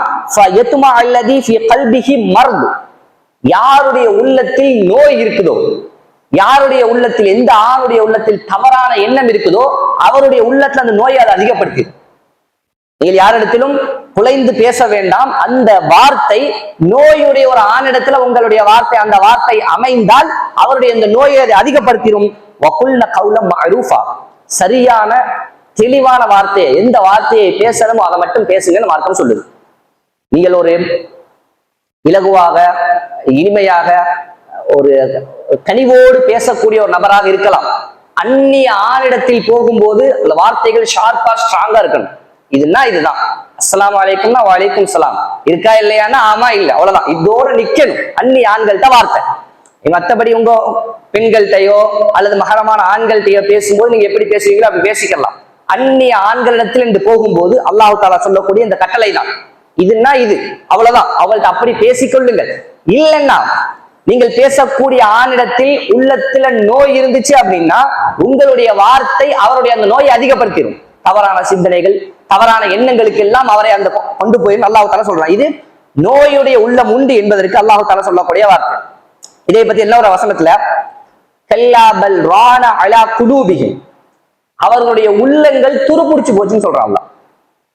அவருடைய உள்ளங்கள் எல்லாம் துருப்புடிச்சு போச்சு. மாக்கானு எக்ஸிபூன், அவர்கள் செய்து கொண்டிருந்த, அவர்கள் சம்பாதித்த விஷயத்தின் காரணத்தால், அவர்கள் செய்த அந்த அமல்கள், பாவமான விஷயங்கள் காரணத்தால அவருடைய உள்ளங்கள் எல்லாம் துருப்புடிச்சு போச்சு என்று அல்லாஹ் தஆலா சொல்லக்கூடிய வார்த்தையும் பார்க்கிறோம். இதெல்லாம் இந்த உள்ளங்கள் நோய்வாய்ப்பட்டு போய் எந்த ஒரு நன்மையான காரியங்கள் பக்கமும் திரும்ப முடியாத, பாவங்களை விட்டெல்லாம் தூரமாக முடியாத ஒரு நிலையை இந்த உள்ளம் அடையும் என்பதையும் அல்லாஹ் தஆலா சொல்லி காட்டுறோம். இப்ப எந்த உள்ளம், எப்படிப்பட்ட உள்ளங்கள் எல்லாம் நோய்வாய்ப்பட்ட உள்ளம், எந்தெந்த விஷயங்கள் எல்லாம் இந்த உள்ளத்தை நோய்வாய்ப்படுத்தும் அப்படின்னா, எந்தெந்த விஷயங்கள் எல்லாம் செய்வது, எந்தெந்த விஷயங்கள் எல்லாம் என்னிடத்தில் அதிகமாக இருப்பது அது நோய்வாய்ப்பட்ட உள்ளத்திற்கான அடையாளம் அப்படின்னா, இந்த அறிஞர்கள் சொல்லக்கூடிய குர்ஆன் ஹதீஸை படித்து விளங்கிய அறிஞர்கள் தங்களுடைய அனுபவத்தில் சொல்லக்கூடிய வார்த்தைகள், இந்த விஷயங்களால் எல்லாம் எங்களுடைய உள்ளங்கள் நோய்வாய்ப்பட்டது என்று அறிஞர்கள் சொல்லக்கூடிய வார்த்தை. முதல்ல என்னன்னா, ஃபுதூலுல் கலாம், நிறைய பேசுறது. முதல் உள்ளத்தில் நோய் ஏற்படுவதற்கான காரணம், உள்ளத்துல நோய் ஏற்படுவதற்கான காரணங்கள்ல ஒன்று, முதல் விஷயம் நிறைய பேசுறது. இந்த ஒரு விஷயம் உள்ளத்துல அறிஞர்கள் சொல்லக்கூடிய வார்த்தை. யார் ஒருத்தர்கிட்ட எந்த ஒரு பண்பு இருக்குமோ நிறைய பேசுறது, எதுக்கு எடுத்தாலும் பேசுறது, யாரு கிடைச்சாலும் பேசுறது, எல்லா விஷயத்தையும் பேசுறது, சும்மா பேசிக்கிட்டே இருக்கிறது. எதையாவது இது பேசணுமா, இது இந்த இடத்துல தேவைதானா, இந்த வார்த்தைகளை பேசுவது தேவை. ஏன் அப்படின்னா, சும்மா நிறைய பேசுனீங்கன்னு வைங்கள, தேவையில்லாத வார்த்தைகளை, அங்க அதுக்கு பின்னாடி பாவம் தான் வரும். ஒரு அளவுக்கு தான் சரியான விஷயங்களை பேச முடியும். அதை தாண்டிச்சுன்னு வைங்கள, புறம் பேசுவீங்க, அவதூறு பேசுவீங்க, தேவையில்லாத விஷயங்களை பேசக்கூடிய நிலை ஒண்ணு ஏற்படும். எப்ப? இந்த அதிகமான பேச்சின் காரணத்தால. இந்த அதிகமான பேச்சின் காரணத்தால் அல்லாஹ்வுடைய தூதர் ஒரு மனிதர் வந்து கேட்கிறாங்க, மா அஹ்வஃபு அலைக்கும், நீங்க என் மேல எந்த விஷயத்துல நீங்க அதிகமா பயப்படுறீங்க, என்னுடைய விஷயத்துல எதை அதிகமாக யார சொல்லலாம் நீங்க பயப்படுறீங்கன்னு கேட்கும்போது அல்லாஹ் அவருக்கு தன்னுடைய நாக்க பிடிச்சு காட்டினாங்க, இந்த விஷயத்துல நீங்க சரியா இருங்க அப்படின்னு. தன்னுடைய நாக்க பிடிச்சு அல்லாஹ் அவருக்கு காட்டினாங்க, இந்த ஒரு விஷயத்துல நீங்க சரியா இருங்க அப்படின்னு. இது ஒரு உள்ளத்தில் நோயை கொண்டு வந்து சேர்க்கக்கூடிய விஷயம். நிறைய பேசுது, அது நேர்ல பேசலாம் சரி, வாட்ஸ்அப்ல பேசலாம் சரி, எந்த பேச்சா இருந்தாலும் நிறைய பேசுவது என்பது உள்ளத்தில் நோயை ஏற்படுத்தும். ஒண்ணு. ரெண்டாவது, நிறைய பார்க்கிறது, அது போனா இருக்கலாம், அல்லது டிவியாக இருக்கலாம், அல்லது நேர்ல எங்கேயாவது போய் எப்ப பார்த்தாலும் ஒரு வீக்கெண்ட்னா அங்க போகணும், அதை பார்க்கணும், இதை பார்க்கணும், இங்க போய் சுத்தி பார்க்கணும், அங்க போய் பார்க்கணும், இப்படி நிறைய பார்ப்பது என்பதும் உங்களுடைய உள்ளத்தை நோய்வாய்ப்படுத்தும். நிறைய பார்ப்பது என்பதும் உங்களுடைய உள்ளத்தை நோய்வாய்ப்படுத்தும் என்று அறிஞர்கள் சொல்லக்கூடிய விஷயத்தை பார்க்கிறோம். இதெல்லாம் புரியாம இருக்கலாம். பேசுறது என்ன நோய்வாய்ப்படுத்தும் உள்ளத்தை, பார்க்கிறது என்ன நோய்வாய்ப்படுத்தும் உள்ளத்தை. பார்க்கிறது என்பது அதற்கு பின்னாடி வரக்கூடிய விஷயங்களால அந்த உள்ளம் நோய்வாய்ப்படும். நிறைய பார்க்கிறது, நிறைய பேசுறது, இந்த விஷயங்கள் எல்லாம் நோய்வாய்ப்படுத்தும் என்று சொல்றாங்க. அடுத்ததாக நிறைய சாப்பிடுறது, நிறைய சாப்பிடுவது என்பது உள்ளத்தை நோய்வாய்ப்படுத்தும். என்ன இது சாப்பிடுறது, ஏன் உள்ளத்துக்கும் சாப்பாட்டுக்கும் என்ன சம்பந்தம், உள்ளத்துக்கும் உடலுக்கும் ஒரு சம்பந்தம் ஒன்று சொன்னாலும் ஓகே, என்ன அது உள்ளத்திற்கும் சாப்பாட்டுக்கும் என்ன சம்பந்தம்? நிறைய சாப்பிடுவது என்பது உள்ளத்தை நோய்வாய்ப்படுத்தும். உதாரணம், சின்ன உதாரணம் சொல்றேன். மத்தியானம் ஒரு 2-2:30 மணிக்கு நல்லா ஒரு வலிமா சாப்பாடு சாப்பிட்டோன்னு வைங்களேன், அசர் தொழுகை எந்திரிக்கிறது கொஞ்சம் சிரமமா தான் இருக்கு. அசர் தொழுகை எந்திரிக்கிறவங்களுக்கு, எந்திரிச்சு பழக்கப்பட்டவங்களுக்கு தெரியும், எந்திரிப்பதற்கு அந்த நேரத்துல இன்னும் கொஞ்சம் தூங்கலான்னு தான் தோணும், இன்னும் கொஞ்ச நேரம் தூங்கலாம் அப்படிங்கிற மாதிரிதான் தோணும். இது நிறைய சாப்பிட்றதால ஏற்படக்கூடிய பிரச்சனை. அதான் அல்லாஹ்வுடைய தூதர் அழகா சொன்னாங்க, காஃபிர் 7 குடல்ல சாப்பிடுவான், ஒரு முஃமின் 1 குடல்ல சாப்பிடுவான். காஃபிர் 7 குடல்ல சாப்பிடுவாங்கன்னா வயிறு முட்டை பொருட்க சாப்பிடுவது என்பது காஃபிர்களுடைய பண்பு. எப்பவுமே இந்த நிலைமை இருப்பது. எப்பயாவது ஒரு தடவை ஒரு வெள்ளிக்கிழமையில அல்லது வீட்டுல ஒரு ஃபங்க்ஷன் அல்லது வெளியே எங்கேயாவது சாப்பிட போயிருக்கோம், அந்த நேரத்திற்கு பிடிச்ச சாப்பாடு நல்லா சாப்பிடுறது என்பது தப்பல்ல. எந்த நேரமும் எப்ப சாப்பிட்டாலும் வீட்டுல ஒரு நாளையில உள்ள 3 வேளையும் ஸ்பெஷல் சாப்பாடு தான். வீட்டுல 3 வேளைகள்லுமே தரமான சாப்பாடு தான். அப்படிதான் எங்க வீட்டுல இருக்கும். இந்த மாதிரி இருப்பது என்பது அல்லாஹ் தான் சொல்றாங்க, ஒரு காஃபிர் அவன் தான் வயிற்றுல 7 குடல்ல சாப்பிடுவான் அப்படின்னு. பொறுக்க முட்டை சாப்பிடுறது ஒரு காஃபிருடைய பண்பு. ஒரு முஃமின் குடல்ல 1 குடல்ல சாப்பிடுவான் அப்படின்னு அல்லாஹ் சொல்றாங்க. அதான் வேற ஒரு செய்தியில 4ல் 1 பங்கு வயிற்றுல சாப்பாடு என்பது ஒரு முஃமினுக்கு போதுமானது. வயிறு இருக்கா இல்லையா, அந்த வயிறு மொத்த வயிற்றுல 4ல் 1 பங்கு அவனுக்கு சாப்பாடு போதுமானது அல்லாஹ் சொல்லக்கூடிய செய்திகள்லாம் பார்க்கிறோம். இதுவும் ஒருவருடைய உள்ளத்தை நோய்வாய்ப்படுத்தக்கூடிய விஷயங்கள் என்று அறிஞர்கள் அடையாளப்படுத்தக்கூடிய விஷயங்கள் எல்லாம் பார்க்கிறோம். சரிங்களா? இந்த மாதிரியான விஷயங்கள் எல்லாம் ஒருவருடைய உள்ளத்தை நோய்வாய்ப்படுத்தும் என்கிற விஷயத்தையும் நம்ம புரிஞ்சுக்கொள்ள முடியும். இது 2வது வகையினுடைய உள்ளம். 3வது ஒரு உள்ளத்துடைய நிலைகளுடைய முஃமின்கள் மனிதர்கள் உண்டு. யார் அப்படின்னா கல்புன் சலீம், அவர்கள்தான் சாந்தமான ஒரு நல்ல உள்ளத்தை கொண்ட, சரியான உள்ளத்தை கொண்ட மனிதர்கள். இது 3வது வகை. அவர்களை பற்றி அல்லாஹ் சொல்றாங்க, அல்லாஹ் தஆலா சொல்றான், யௌம லா யன்ஃபஉ மாலும் வலா பனுன். இந்த மறுமையுடைய நாள் எந்த ஒரு பொருளாதாரமோ பிள்ளைகளோ உதவி செய்ய முடியாத, பயன்படாத அந்த நாள். இல்லாமன் அத்தாபி கல்பின் சலீம், சரியான சாந்தமான உள்ளத்தோடு வந்தவர்கள் மட்டும்தான் அந்த நாளில் தப்பிப்பார்கள் என்று அல்லாஹ் தஆலா சொல்றான். யாருக்கும் அந்த நாள் எந்த ஒரு பிள்ளைகளோ பொருளாதாரமோ அந்த நாளில் பயன்படாது. யார் ஒருவர் சாந்தியான சரியான உள்ளத்தோடு வர்றாரோ அந்த உள்ளம் தான் நாளை மறுமையில் அவருக்கு பயன்படும் என்று அல்லாஹ் தஆலா குர்ஆன்ல சொல்லி காட்டுறான். அதே மாதிரி அல்லாஹ் தஆலா குர்ஆன்ல இன்னல்லாஹ ஹப்பப இலைக்குமுல் ஈமான், அல்லாஹ் தஆலா உங்களுக்கு ஈமானை பிரியமானதாக ஆக்கி இருக்கின்றான். ஈமானை உள்ளத்திற்கு விருப்பமானதாக பிரியமானதாக ஆக்கி இருக்கின்றான். உங்களுடைய உள்ளத்திற்கு அதை அழகுபடுத்தி இருக்கின்றான். முஃமின்களுக்கு அல்லாஹ் தஆலா சொல்றான், அவருடைய உள்ளங்களுக்கு ஈமானை அழகுபடுத்தப்பட்டதாகவும் விருப்பமானதாகவும் அல்லாஹ் தஆலா ஆக்கி இருக்கின்றான். வக்கர்ரஹ இலைக்குமுல் குஃப்ர வல் ஃபுசூக வல் இஸ்யான், இறை நிராகரிப்பு, பாவங்கள், இறை மறுப்புகள், இதையெல்லாம் அல்லாஹ் தஆலா உங்களுடைய உள்ளத்திற்கு வெறுக்கத்தக்கதாக, பிடிக்காத விஷயங்களாக அல்லாஹ் தஆலா ஆக்கி இருக்கின்றான். உலாயிக ஹுமுர் ராஷிதூன், இவர்கள் தான் நேர்வழி பெற்றவர்கள் அப்படின்னு அல்லாஹ் தஆலா சொல்றான். உங்களுடைய உள்ளத்திற்கு அல்லாஹ் தஆலா, இந்த உள்ளம் தான் சாந்தி பெற்ற உள்ளம். யாருடைய உள்ளத்திற்கு ஈமான் விருப்பமானதாக இருக்குமோ, ஈமானை வளப்படுத்துவது, ஈமானை அதிகப்படுத்துவது, ஈமான் சம்பந்தமான விஷயங்கள் தான் அந்த உள்ளத்திற்கு மிகவும் விருப்பமானதாக எந்த உள்ளத்தில் இருக்குமோ அந்த உள்ளம் சாந்தியான உள்ளம், சலீமான உள்ளம். அதற்கு பாவங்கள் செய்வது, இறை நிராகரிப்புடைய விஷயங்கள் செய்வது, இதெல்லாம் அந்த உள்ளத்திற்கு வெறுப்பான விஷயங்கள்.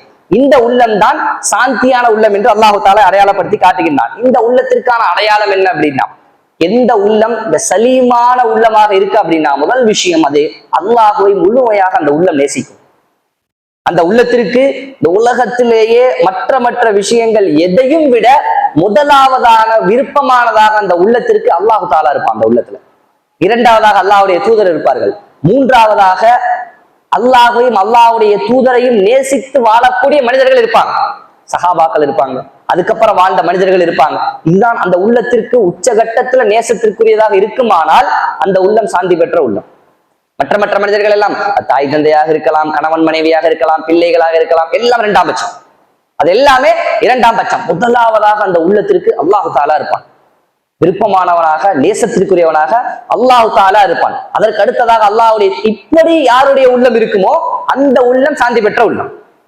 அந்த உள்ளம் கல்புன் சலீம், அந்த உள்ளம் சாந்தியுடைய உள்ளம். அதே மாதிரி வணக்க வழிபாடுகள், தொழுகை, இறைவனை நினைவு கூட்டக்கூடிய விஷயங்கள், இதுல எல்லாம் அந்த உள்ளம் மகிழ்ச்சி அடையும். அல்லாஹ்வுடைய தூதர் சொல்றாங்கல்ல, என்னுடைய கண் குளிர்ச்சி என்பது ஜுஇலத் குர்ரத்து ஐனி ஃபி ஸலாத், தொழுகையில இருக்கு.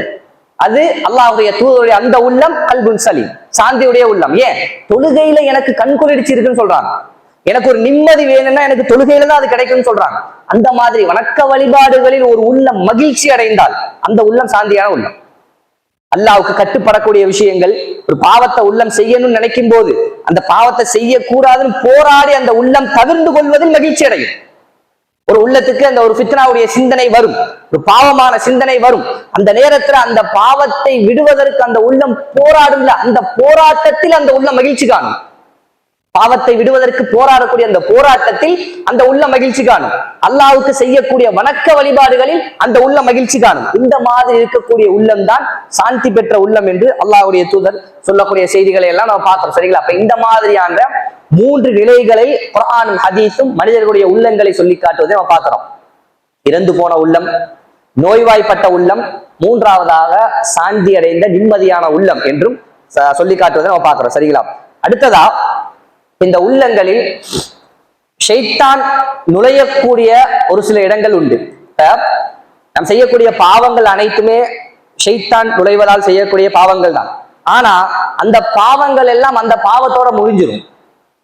ஒரு பாவம் செய்யறோம் அப்படின்னா, ஷைத்தானுடைய தூண்டுதலால் ஒரு பாவம் செய்யறோம் அப்படின்னா அந்த பாவத்தோட அந்த ஒரு செயல் முடிஞ்சிடும். அதுக்கு அடுத்ததா திரும்ப அந்த பாவத்தை செஞ்சா உண்டு, அல்லது வேற ஒரு பாவத்தை செஞ்சா உண்டு. உள்ளத்தினுடைய ஒரு சில இடங்கள்ல ஷைத்தான் புகுவான். உள்ளத்தினுடைய ஒரு சில நிலைகள், ஒரு சில விஷயங்கள், அதுல ஷைத்தான் புகுவான். அந்த ஒரு இடத்தில் அவன் நுழைவதன் காரணமாக அதை தாண்டி வேறு வேறு இடங்கள் எல்லாம் ஷைத்தான் நுழைவான். ஒரு சில விஷயங்கள் நான் சொல்றேன். முதலாவதாக கோபம். ஷைத்தான் நுழையக்கூடிய உள்ளத்தினுடைய நுழைவு வாசல்கள்ல முதல் விஷயம் கோபம். கோபப்படுவது என்பது அந்த ஒரு விஷயத்தோட முடியக்கூடிய விஷயம் அல்ல. அதை தாண்டி அதை தொடர்ந்து பல விஷயங்களுக்கும் அந்த கோபம் என்பது அவர்களே எடுத்துட்டு போகும். கோபப்படுறது இருக்குதானே, அதனாலதான் மார்க்கம் முத்தகீன்களை பற்றி அல்லாஹ் தஆலா, சொர்க்கவாதிகளை பற்றி அல்லாஹ் தஆலா சொல்லும் போது அவர்கள் கோபத்தை விழுங்குவார்கள். அவர்கள் கோபத்தை, ரோஷம் என்ற ஒரு பகுதி 2வது உண்டு. அதாவது கோபம்தான், அந்த கோபம் கண்டிப்பா அங்க இருக்கணும். கோபம்தான், அந்த கோபத்தை படுவது என்பது, ஒரு முஃமின் கோபப்படுவது என்பது தடுக்கப்பட்டது மார்க்கத்துல.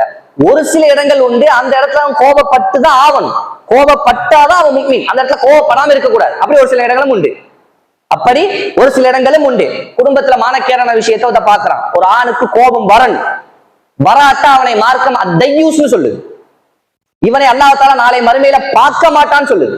குடும்பத்துக்குள்ள, தன்னுடைய குடும்பத்துக்குள்ள மானக்கேடான ஒரு விஷயத்தை பார்த்து அதை தடுக்கல அப்படின்னா, அந்த இடத்துல அவனுக்கு கோபம் வரல அப்படின்னா அவனை அல்லாஹ் தஆலா, இந்த மாதிரி மனிதன் அல்லாஹ் தஆலா நாளை மறுமையில் ஏறெடுத்து கூட பார்க்க மாட்டான் என்று அல்லாஹ் சொல்றான்.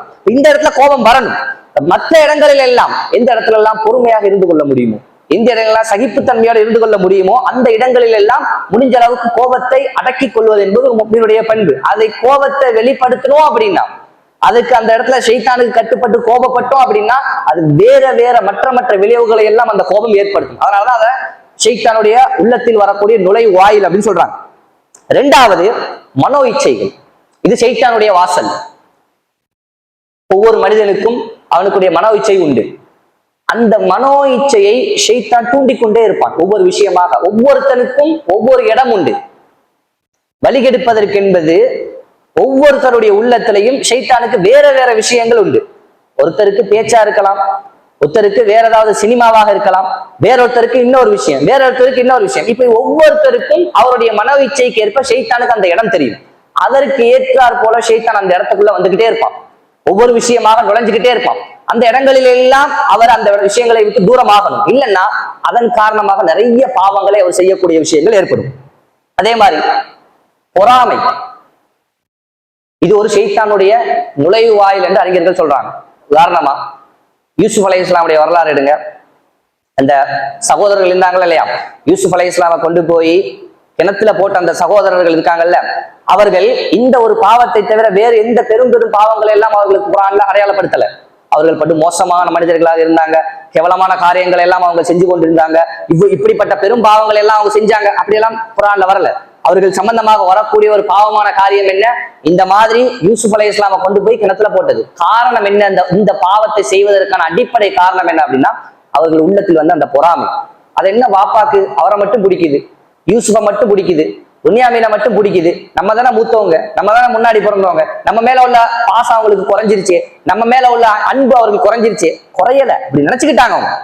அவர்கள் அந்த மாதிரி நினைத்து கொண்ட காரணத்தால யூசுப் அலைஹிஸ்ஸலாம் அவர்கள் மீது வந்த பொறாமை, இதுலயும் அல்லாஹ் தஆலா அவர்களுக்கு அந்த கனவை காட்டியது. அந்த கனவின் மூலமாக இவர்களுக்கு ஏற்பட்ட பொறாமையின் காரணத்தால எந்த இடம் வரைக்கும் போனாங்க, ஒரு பச்சை பிள்ளையை கொண்டு போய் கிணத்துல போட்டுட்டு வரக்கூடிய இடம் வரைக்கும் போனாங்க. இந்த இடத்திற்கு வருவதற்காக அவர்கள்ட்ட ஏற்பட்ட ஆரம்பம் எங்க, ஹசத், அந்த பொறாமை.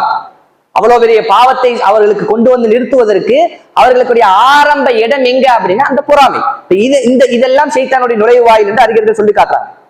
அதே மாதிரி உள்ளத்தில் ஏற்படக்கூடிய கெட்ட எண்ணங்கள், இதெல்லாம் இது மிக முக்கியமான ஒரு பகுதி. உள்ளத்தில் ஏற்படக்கூடிய கெட்ட எண்ணம் என்பது ஷைத்தான் அதன் மூலமாக பல வழிகள்ல உள்ளத்துக்குள்ள வருவான், பல பாவங்களை செய்வதற்கு அது காரணமாகும். உள்ளத்தில் ஏற்படுற கெட்ட எண்ணம் இருக்குதானே, அதிலும் குறிப்பாக அல்லாஹ் தஆலா மீது ஏற்படக்கூடிய கெட்ட எண்ணம், அல்லாஹ்வின் மீது ஏற்படக்கூடிய கெட்ட எண்ணம் என்பது பல பாவங்களுக்கு காரணமாக அமையும். அல்லாஹ்வின் மீது ஏற்படக்கூடிய கெட்ட எண்ணம் என்ன அப்படின்னா, ஒரு நல்ல ஒரு காரியம், மனசுக்கு விருப்பமான பிடிச்ச ஒரு காரியத்தை அல்லாஹ் தஆலா நமக்கு தரும்போது அப்படியே கண்ணுல தண்ணீரோட, வாயில அல்ஹம்துலில்லாஹ்ன்ற வார்த்தையோட உள்ளம் அதை ஏத்துக்கும். ஒரு கண்ணுல ஒரு சொட்டு தண்ணீரோட வாயில அல்ஹம்துலில்லாஹ்னு வாய் நிறைய அந்த உள்ளம் அதை அல்லாஹ்வுடைய அந்த செயல்பாடை ஏத்துக்கும். ஏன்னா பிடிச்சது அல்லாஹ் தஆலா தந்துட்டான், கேட்ட ஒரு விஷயத்தை அல்லாஹ் தஆலா எனக்கு தந்துட்டான் அப்படின்னு. பிடிக்காத ஒரு விஷயம் நடந்துச்சுன்னு வைங்களேன், எதிர்பார்க்காத ஒரு விஷயம் நடந்துச்சுன்னு வைங்களேன், அல்லாஹ் தஆலா இப்படி ஒரு விஷயத்தை எனக்கு தருவான், இந்த மாதிரி ஒரு கஷ்டத்தை எனக்கு தருவான் நான் எதிர்பார்க்கலங்கிற ஒரு விஷயம் நடந்துச்சுன்னு வைங்களேன், அந்த நேரத்தில் இறைவனை பற்றிய சிந்தனை உள்ளத்துல எப்படி இருக்கு, அதுதான் இறைவனை பற்றிய எண்ணம். அந்த நேரத்துல அவனுடைய உள்ளம் எப்படி இருக்கு என்பதை அல்லாஹ் தஆலா பார்ப்பான். அல்லாஹ் தஆலா அந்த நேரத்துல, அல்லாஹுடைய தூதர் தன்னுடைய வாழ்க்கையில எந்த இடத்திலையும் அல்லாஹ்வை பற்றிய தவறான எண்ணம் கொண்டது கிடையாது. சின்னதா அவ்வளவு சிரமங்கள், அவ்வளவு கஷ்டங்கள், சஹாபாக்களும் அப்படிதான். எந்த ஒரு இடத்திலும் அல்லாஹ்வை பற்றிய மோசமான தவறான கெட்ட எண்ணங்கள் அல்லாஹ்வுடைய தூதர் சஹாபாக்கள் கொண்டது கிடையாது. மிக முக்கியமான, அல்லாஹ்வை பற்றி நாம் தெரிஞ்சிருக்க வேண்டிய மிக முக்கியமான ஒரு விஷயம். என்னுடைய உள்ளத்துல அல்லாஹ்வை பற்றி எந்த மாதிரியான எண்ணம் இருக்கு, அது குறிப்பா எனக்கு விருப்பம் இல்லாத, நான் வெறுக்கக்கூடிய காரியம் எனக்கு நடக்கும்போது, நல்ல காரியம் நடக்கும்போது, எனக்கு விருப்பமான காரியம் நடக்கும்போது என்னுடைய உள்ளம் அல்லாஹ்வை பற்றி அவன் மீது நேசம் அதிகரிக்கும், அவனை புகழக்கூடிய வார்த்தைகள் எல்லாம் என்னுடைய வாயில வரும். ஆனா எனக்கு விருப்பம் இல்லாத, நான் எதிர்பார்க்காத, நான் கேட்காத ஒரு விஷயம் எனக்கு நடக்கும் போது என்னுடைய உள்ளம் இறைவனை பற்றி எப்படி இருக்கு, இது சம்பந்தமாக நிறைய செய்திகள் எல்லாம் அல்லாஹ்வுடைய தூதர் சொல்லி காட்டுறதை பார்க்கிறோம். ஒரு குறிப்பாக ஒரு செய்தி அல்லாஹ் சொல்லி காட்டாங்க. ஒரு அடியானுடைய பிள்ளையை அல்லாஹ் தஆலா கைப்பற்றுறான். பிள்ளை பிறந்து கொஞ்ச நாள் வளர்ந்திருக்கலாம், ஒரு சில வருடங்கள் அந்த குழந்தையோட வாழ்ந்திருக்கலாம். இப்படிப்பட்ட ஒரு குழந்தைய அல்லாஹ் தஆலா கைப்பற்றான், அவருடைய உயிர் கைப்பற்றப்படுது, மலக்குமார்கள் மூலமாக அல்லாஹ் தஆலா கைப்பற்றான். அந்த மலக்குமார்கள்ட்ட அல்லாஹ் தஆலா கேட்கிறான், என்னுடைய அடியானுடைய குழந்தையவா உயிரையா எடுத்துட்டு வந்தீங்க? அல்லாஹ்வுக்கு தெரியும், தெரிஞ்சு அல்லாஹ் தஆலா கேட்பான், என்னுடைய அடியானுடைய உயிரையா எடுத்துட்டு வந்தீங்க? மலக்குமார்கள் ஆமா அப்படிமா. என்னுடைய அடியானுடைய ஈர கொலையவா நீங்க எடுத்துட்டு வந்தீங்க? அல்லாஹ் தஆலா அப்படியே அந்த வார்த்தையால கேட்கிறான். ஒரு மனிதனுக்கு ஆணாக இருக்கலாம், பெண்ணாக இருக்கலாம், குழந்தை என்பது மிக விருப்பமான ஒன்று. அல்லாஹ் தஆலா தான் கேட்கிறான், என்னுடைய அடியானுடைய ஈர கொலையவா நீங்க எடுத்துட்டு வந்தீங்க? ஆமா யாரெல்லாம். அல்லாஹ் தஆலா இங்கு பார்ப்பது அவனுக்கு என்ன செஞ்சா, அவனுக்கு கொடுத்தமா எடுத்தமா, அந்த நேரத்துல அதெல்லாம் அல்லாஹ்வுக்கு தேவையில்லை. அல்லாஹ் தாலா அந்த இடத்துல அடியான்ட்ட எதிர்பார்ப்பது, ஒரு முஃமின்ட்ட அல்லாஹ் தாலா அல்லாஹ்வை மறுமை நாளை நம்பிக்கை கொண்ட ஒரு முஃமின்ட்ட அல்லாஹ் தாலா எதிர்பார்க்கிறது இதுதான். அந்த நேரத்துல என்னுடைய அடியான் என்ன சொன்னான் அதான் அல்லாஹ்வுக்கு வேணும். அவனுடைய உள்ளம் அல்லாஹ்வுக்கு தெரியும். அல்லாஹ் நமக்கு வெளிப்படுத்துவதற்காக அல்லாஹ் தாலா மலக்குமார்கள் மூலமாக இந்த சம்பவத்தை ஏற்படுத்துறான். மலக்குமார்கள் சொல்றாங்க, அவன் இன்னா லில்லாஹி வ இன்னா இலைஹி ராஜிஊன் என்ற வார்த்தையை அவன் பயன்படுத்தலாம்.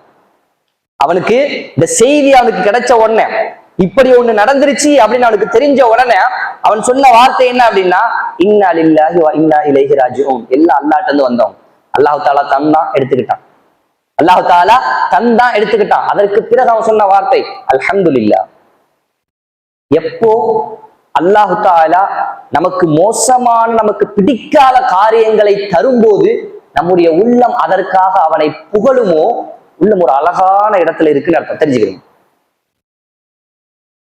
உமர் ரலியல்லாஹு அன்ஹு சொல்றாங்க, எனக்கு ஒரு சோதனை ஏற்பட்டா, எனக்கு சோதனைனா பிடிக்காத, நான் வெறுக்கக்கூடிய விஷயம் ஏற்பட்டா 3 காரணங்களுக்காக அல்லாஹ்வை நான் அதுக்கு புகழுவேன். பிடிச்ச விஷயம் அல்ல, கேட்ட விஷயம் கிடைச்சதுக்கு அல்ல, எதிர்பார்க்காத, எனக்கு விருப்பம் இல்லாத ஒரு விஷயத்தை அல்லாஹ் தாலா எனக்கு கொண்டு வந்து சேர்த்தா அதற்கு அல்லாஹ்வை நான் 3 விஷயங்களுக்காக அந்த இடத்துல நான் அவனை புகழுவேன். என்ன 3 விஷயம்? 1, அந்த சோதனை அல்லாஹ் தாலா என்னுடைய மார்க்கத்துல வைக்கல. அந்த கஷ்டத்தை என்னுடைய பொருளாதாரத்திலேயோ, என்னுடைய குடும்பத்திலேயோ, என்னுடைய உடல்லையோ அல்லாஹ் தாலா வச்சானே தவிர என்னுடைய மார்க்கத்துல வைக்கல, என்னுடைய ஈமான்ல வைக்கல. நான் இஸ்லாத்தை விட்டு வெளியே போகக்கூடிய மாதிரி அந்த ஒரு சூழல் அல்லாஹ் தாலா வைக்கல. அதற்கு அல்லாஹ்வை நான் புகழ்ந்தேன்.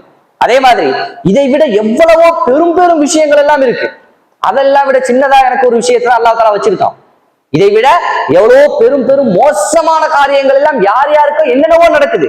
அல்லாஹ் தாலா எனக்கு தந்தது இந்த ஒரு சின்ன விஷயம் தான். அதற்காக அல்லாஹ்வை நான் புகழ்ந்தேன். 3வது, இந்த மாதிரி கஷ்டங்களை உணர்ந்து அல்லாஹ்வுக்காக பொறுமையாக இருக்க முடியுதுல எனக்கு, இந்த ஒரு நிலையை அல்லாஹ் தாலா எனக்கு தந்தானே, இதற்காகவும் அல்லாஹ்வை நான் புகழ்ந்தேன் என்று உமர் ரலியல்லாஹு அன்ஹு அவர்கள் மோசமான, தனக்கு விருப்பம் இல்லாத ஒரு காரியம் நடக்கும்போது அல்லாஹ்வை புகழ்ந்தார்கள் என்கின்ற செய்தியெல்லாம் பார்க்கிறோம். எந்த உள்ளம் நம்மிடத்துல அல்லாஹ் தாலா நமக்கு விருப்பம் இல்லாத, நம் எதிர்பார்க்காத கஷ்டங்கள், சிரமங்களை எல்லாம் நமக்கு கொண்டு வந்து சேர்க்கும் போது எந்த உள்ளம் அந்த இடத்துல அல்லாஹ்வை பொருந்தி கொண்டு எடுத்த எடுப்பிலேயே அந்த உள்ளம் எந்த அளவிற்கு தூய்மையா இருக்குது என்பதற்கான அந்த அந்த அளவுகோல் உண்டு. எவ்வளவு தூரம் கடந்து அந்த உள்ளம் அல்லாஹ்வோடு சேர்ந்து கொள்ளுதோ அந்த அளவிற்கு அவருடைய உள்ளம் சரியா இருக்குன்னு அர்த்தம். எடுத்த உடனே உள்ளம் குமுறுது, புலம்புது, என்னடா செய்யறதுன்னு வேதனைப்படுது, எல்லாம் செஞ்சு இறைவனை பற்றிய மோசமான எண்ணங்கள் எல்லாம் வந்து அதுக்கப்புறம் சரி பரவாயில்லன்னு வந்துச்சுன்னா இந்த உள்ளம் பரவாயில்லாத இடத்துல இருக்குன்னு அர்த்தம். செய்தி கேட்ட உடனே, அந்த விஷயம் நமக்கு வந்து அடைஞ்ச உடனே எந்த உள்ளம் அல்லாஹ் தாலா தந்தது, அவனுடைய அறிவில்லாமல் ஒரு மரத்திலிருந்து ஒரு காய்ந்த இலையும் கீழே விழுவாது. என்னுடைய வாழ்க்கையில் இருக்கக்கூடிய எல்லாம் அல்லாஹ் தாலா ஏற்பாடு செஞ்சது. இதெல்லாம் நான் பிறப்பதற்கு, வானம் பூமியை படைப்பதற்கு முன்னாடி அல்லாஹ் தாலா ஏற்பாடு செஞ்சது. இதுல எல்லாம் ஒன்றில் எனக்கு இந்த உலகத்துல கயிறு உண்டு, இல்லைன்னா நாளை மறுமையில கயிறு உண்டு. இந்த செயல்களுக்கெல்லாம் இப்படி எந்த உள்ளம் எடுத்த எடுப்பில் புரிந்து கொள்ளுமோ அல்லாஹ்வை, அந்த உள்ளம் முழுமையான நிலையில, சரியான நிலையில இருக்கு என்று அல்லாஹ்வுடைய தூதர் சொல்லக்கூடிய செய்திகளை எல்லாம் பார்க்கிறோம். இதெல்லாம் இந்த மோசமான எண்ணம் வருவது, இந்த மாதிரியாக மோசமான எண்ணம் இறைவனை பற்றி வருவது என்பது ஷைத்தான் உள்ளத்தில் நுழையக்கூடிய நுழைவாயில் என்பதை புரிந்து கொள்ள வேண்டும். இப்ப அடுத்ததா இந்த உள்ளத்தை சரி செய்து கொள்வதற்கான முறைகள் என்ன? இப்ப ஷைத்தான் எப்படி எல்லாம் உள்ளத்துக்குள்ள வர்றான், நோயுடைய உள்ளமாக எப்படி மாறுது, இறந்து போன உள்ளமாக அந்த எப்படி உள்ளம் மாறுது என்றெல்லாம் இருக்குது. எப்படி இந்த உள்ளத்தை நோய்வாய்ப்படுவதில் இருந்து அல்லது உச்சகட்டமாக இறந்து போன ஒரு நிலையை இந்த உள்ளம் அடைவதில் இருந்து எப்படி பாதுகாத்துக் கொள்வது இந்த உள்ளத்தை அப்படின்னு கேட்டா, முதலாவதான விஷயம் இது மாதிரியான சபைகளில் நம்மை ஆக்கிக் கொள்வது. எங்க அல்லாஹ்வை பத்தி பேசப்படுதோ, எங்க அல்லாஹ்வுடைய தூதரை பத்தி பேசப்படுதோ, எங்க மறுமை ஞாபகப்படுத்தப்படுதோ, எங்க குர்ஆன் விஷயங்கள் பேசப்படுதோ, எங்க ஹதீஸ்கள் கற்றுத்தரப்படுதோ, அந்த இடங்களில் நம்மை ஆக்கிக் கொள்வது, அதுதான் உள்ளத்துக்கு ஒரு ஒளியை கொடுக்கும். எங்க குர்ஆன் ஹதீஸுடைய விளக்கங்கள் எங்க சொல்லப்படுதோ அதுதான் உள்ளத்திற்கு ஒரு ஒளியை கொடுக்கும். அதுதான் உள்ளத்தை பாதுகாப்பதற்கான ஆரம்பமான வழி. உள்ளத்தை பாதுகாத்துக் கொள்வதற்கு இந்த மாதிரியான அல்லாஹ்வை பற்றி, அல்லாஹ்வுடைய தூதரை பற்றி பேசப்படக்கூடிய மஜ்லிஸ்கள், இந்த இடங்கள்ல, இந்த சபைகள்ல அமர்வது என்பதுதான் உள்ளங்களை பாதுகாத்துக் கொள்வதற்கான ஆரம்பமான வழி. 2வது, குர்ஆனோடு நல்ல ஒரு தொடர்பை ஏற்படுத்திக் கொள்வது. குர்ஆனோடு தொடர்பு என்றால் வெறுமனே படிப்பது மட்டுமல்ல, இந்த குர்ஆனில் இருக்கக்கூடிய விஷயங்களை எல்லாம் தமிழில் ஓதி தெரிந்து கொள்வது கட்டாயமாக எல்லா வீட்டிலும் இருக்க வேண்டிய ஒரு இதுதான் தர்ஜமா குர்ஆன். குர்ஆனுடைய தமிழாக்கம் கட்டாயமாக எல்லார் வீட்டிலையும் இருக்கணும். அதனுடைய ஒரு சில வசனங்களையாவது ஒரு நாளைக்கு படிக்கக்கூடிய பழக்கம் நம்மள்ட்ட இருக்கணும். ஒரு சில வசனங்களாவது அல்லாஹ்வுடைய வார்த்தைகளை தமிழ்ல அல்லாஹ் அதை என்ன சொல்றான், அல்லாஹ் எனக்காக இறக்கப்பட்ட குர்ஆன் 23 ஆண்டுகளாக அல்லாஹ்வுடைய தூதர் அவ்வளவு சிரமப்பட்டு அந்த குர்ஆனுடைய வசனங்களை பெற்றாங்க. 23 வருஷமா சும்மா எப்படி அல்லாஹ் தஆலா தூக்கி கொடுத்துடலையே. குர்ஆன் எப்படி அல்லாஹ்வுடைய தூதருக்கு இறக்கப்பட்டது அப்படின்னா சும்மா அல்லாஹ் தஆலா இப்படி கொண்டு கொடுத்துடல. ஜிப்ரீல் அலைஹிஸ்ஸலாம் மூலமாக சிரமப்பட்டு கஷ்டப்பட்டு உடல் ரீதியாக கஷ்டப்பட்டு அல்லாஹ்வுடைய தூதர் வஹியை வாங்கினாங்க தெரியுமா. ஒவ்வொரு வகை அல்லாஹ்வுடைய தூதருக்கு ஜிப்ரீல் அலைஹிஸ்ஸலாம் மூலமாக இறக்கப்படும் போது அவருடைய உள்ளம் அவ்வளவு வலியடு சிரமப்படும். குளிர் நேரத்துல கடுமையான குளிர் நேரமா இருக்கும். வகி இறங்கும் அல்லாஹ்வுடைய தூதருக்கு வேர்த்து ஓட ஆரம்பிக்குமா சஹாபாக்கள் சொல்றாங்க. அல்லாஹ்வுடைய தூதருக்கு குளிரான நேரமாக இருக்கும். ஒரு வசனம் அல்லாஹ்விடத்திலிருந்து அல்லாஹ்வுடைய தூதருக்கு இறக்கப்படும். அல்லாஹ்வுடைய தூதருடைய உடம்பெல்லாம் வேர்த்து ஓட ஆரம்பிக்கும். அல்லாஹ்வுடைய தூதர் பக்கத்துல நாங்க உட்கார்ந்து இருப்போம். எங்க தொடைக்கு மேல அல்லாஹ்வுடைய தொடை கால் பகுதி இருக்கும். ஒரு வகை அல்லாஹ்வுடைய தூதருக்கு இறங்கும். அல்லாஹ்வுடைய தூதருடைய கால் எங்க காலுக்கு மேல இருக்கிற காரணத்தால எங்களுடைய கால் உடைகிற மாதிரியான ஒரு உணர்வு எங்களுக்கு ஏற்படும். அப்படிப்பட்ட கஷ்டப்பட்டு சிரமப்பட்டு அல்லாஹ்வுடைய தூதர் பெற்றதுதான் குர்ஆன் என்பது, இந்த வஹி என்பது, இந்த வசனங்கள் என்பது. அந்த வசனங்களை வெறுமனே அரபியில் அப்படியே படிச்சுட்டு போய்கிட்டு இருந்தோம்னா அதால வெறுமனே வார்த்தைக்கான நன்மைகளை பெறலாமே தவிர நம்முடைய வாழ்க்கையில அதனால எந்த மாற்றமும் ஏற்படாது. அல்லாஹ் தஆலா அதுல என்ன சொல்றான் அப்படிங்கிறது புரியணும். அல்லாஹ் தஆலா அதுல என்ன விஷயங்களை எனக்கு சொல்ல வர்றான், எனக்கு எதையெல்லாம் அல்லாஹ் தஆலா கூடாதுன்னு சொல்றான், அல்லாஹ் தஆலா எனக்கு எதையெல்லாம் செய்ய சொல்றான் அப்படிங்கிறது தமிழ்ல அதனுடைய அர்த்தங்கள் என்னங்கிறது படிச்சாதான் புரியும். இந்த ஒரு விஷயம் குர்ஆனோடு நமக்கு ஏற்படக்கூடிய தொடர்பு தான் நம்முடைய உள்ளத்தை சரிபடுத்தும். சரிங்களா? அடுத்ததாக இறைவனை பற்றிய சிந்தனை. ஏற்கனவே நான் சொன்னேன், எந்த உள்ளத்தில் இறைவனை பற்றிய நினைவு இல்லையோ அந்த உள்ளம் மரணித்த உள்ளம் என்று அல்லாஹ்வுடைய தூதர் சொன்னாங்க.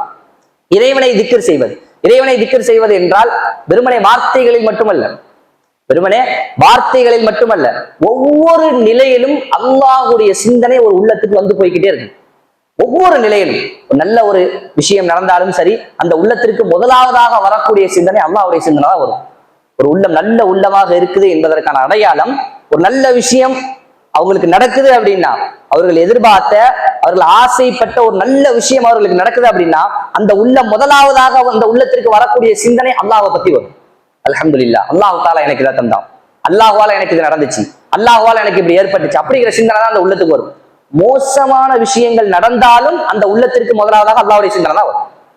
விரும்பாத, எதிர்பார்க்காத கெட்ட ஒரு விஷயம் அவருக்கு நடந்தாலும் அந்த உள்ள முதலாவதாக அல்லாஹ்வுடைய சிந்தனைக்கு தான் வரும். இப்படி எந்த நேரத்திலும் நம்முடைய உள்ளம் இறைவனோடு ஒரு தொடர்புல இருக்குமானால், அல்லாஹ்வோடையே ஒரு தொடர்புல இருக்குமானால் இந்த உள்ளத்தையும் சரியான முறையில் வைத்துக் கொள்வதற்கு இதுவும் ஒரு வழி என்பதை புரிந்து கொள்ள வேண்டும். இறுதியாக அல்லாஹ்வுடைய தூதர் கற்றுத்தந்த துஆ, யா முகல்லிபல் குலூப் சப்பித் கல்பி அலா தீனிக், யா முஸர்ரிஃபல் குலூப் ஸர்ரிஃப் கல்பி அலா தாஅத்திக். உள்ளங்களை புரட்டுபவனே, என்னுடைய உள்ளத்தை உன்னுடைய மார்க்கத்துல நிலையாக இருக்கவை. அல்லாஹ்வுடைய தூதர் செஞ்ச துஆ. நபி, சொர்க்கத்திற்கு செல்லக்கூடிய முதலாவது நபர், வஹி இறங்கக்கூடிய மனிதர், நபிமார்களின் தலைவர், இறுதி நபி என்றெல்லாம் சொல்லப்பட்ட நபி அல்லாஹ்விடத்தில் பயந்து கேட்ட ஒரு துஆ, யா அல்லாஹ் என்னை இந்த மார்க்கத்தில் நிலையாக இருக்க செய். என்னுடைய உள்ளத்தை புரட்டிராத, என்னுடைய உள்ளத்தை திருப்பிராத. ஒரு அறிஞர் அவங்கள்ட்ட கேட்கப்படுது, எந்த விஷயத்துக்கு நீங்க அதிகமாக பயப்படுறீங்க? உங்களுடைய பாவங்களுக்கா அப்படின்னு. நீங்க செய்யக்கூடிய பாவங்கள் எந்த பாவத்துக்கு நீங்க அதிகமாக பயப்படுறீங்க அப்படி கேட்கும்போது, என்னுடைய பாவங்களுக்கு நான் பெருசாக பயப்படுவதை விட அறிஞர் அவங்கள்ட்ட ஏற்படக்கூடிய பாவங்கள் குறைவாகத்தான் இருக்கும். ஏன்னா மார்க்க விளக்கம் எங்கு கிடைக்குதோ அவர்கள்ட்ட பாவங்கள் கம்மியாகத்தான் இருக்கும். அவர்கள் செய்யக்கூடிய சின்ன சின்ன பாவங்களையும் அவங்க பெருசா நினைச்சிட்டு இருப்பாங்க. ரெண்டாவது, அவர்கள்ட்ட பாவங்கள் குறைவாக இருக்கக்கூடிய நிலையில அவங்க என்ன சொல்லுவாங்கன்னா, என்னுடைய பாவத்தை பற்றி எல்லாம் பெருசா எனக்கு பயம் கிடையாது. ஏதோட தொடர்பு படுத்தும் போது அப்படின்னா, நான் மௌத்தா போகும்போது ஒரு முஸ்லிமா மௌத்தா போவனா என்பதை நான் யோசிக்கிறத விட எனக்கு என்னுடைய பாவங்கள் பெருசு இல்லை. மார்க்கத்தை படித்து மார்க்க விளக்கங்களை பெற்ற மார்க்க அறிஞர்களிடத்தில் இருந்த பயம் பாருங்க. நான் ஒரு முஸ்லீமாக நான் மௌத்தா போவேனா, என்னுடைய உள்ளத்தை அல்லாஹ் தஆலா மாத்திட்டானா, ஒரு தவறான சிந்தனை அல்லாஹ் தஆலா எனக்கு ஷைத்தான் மூலமாக எனக்கு ஏற்பட்டுச்சுன்னா, என்னுடைய உள்ளம் ஈமானை விட்டு திரும்பக்கூடிய ஒரு நிலை ஏற்பட்டுச்சுன்னா என்றெல்லாம் அவர்கள் பயந்திருந்தார்கள் என்பதெல்லாம் பார்க்கிறப்ப அல்லாஹ்விடத்துல ஒரு துஆவோடு இருக்கணும். யா அல்லாஹ் என்னுடைய உள்ளத்தை சரிப்படுத்தித்தான், என்னுடைய உள்ளத்தை எனக்கு நேராக்கித்தான், உன்னுடைய குர்ஆன் ஹதீஸின் மூலமாக என்னுடைய உள்ளத்தை அழகுபடுத்தித்தா, ஒளியாக்கித்தா, உன்னுடைய மார்க்கத்தை சரியாக பின்பற்றக்கூடிய உள்ளமாக என்னுடைய உள்ளத்தை ஆக்கித்தா என்ற துஆவோடு நம்முடைய உள்ளத்திற்காக நாம் இருக்கவே ஆனால் நாளை மறுமைக்கான செயல்பாடுகளில் நாம் சரியாக இருந்து கொள்ளலாம் என்பதை நாம் நல்ல முறையில் புரிந்து கொள்ள வேண்டும். கேட்ட விஷயங்களை எல்லாம் நல்ல முறையில் யோசித்து சிந்தித்து வாழ்க்கையில் அமல் செய்து நாளை மறுமையில் வெற்றி பெறக்கூடிய மக்களாக அல்லாஹு தஆலா நம் அனைவரையும் ஆக்கி அருள் புரிவானாக. வஆஹிரு தஅவானா அல்ஹம்துலில்லாஹி ரப்பில் ஆலமீன். அஸ்ஸலாமு அலைக்கும் வரஹ்மத்துல்லாஹி வபரகாத்துஹு.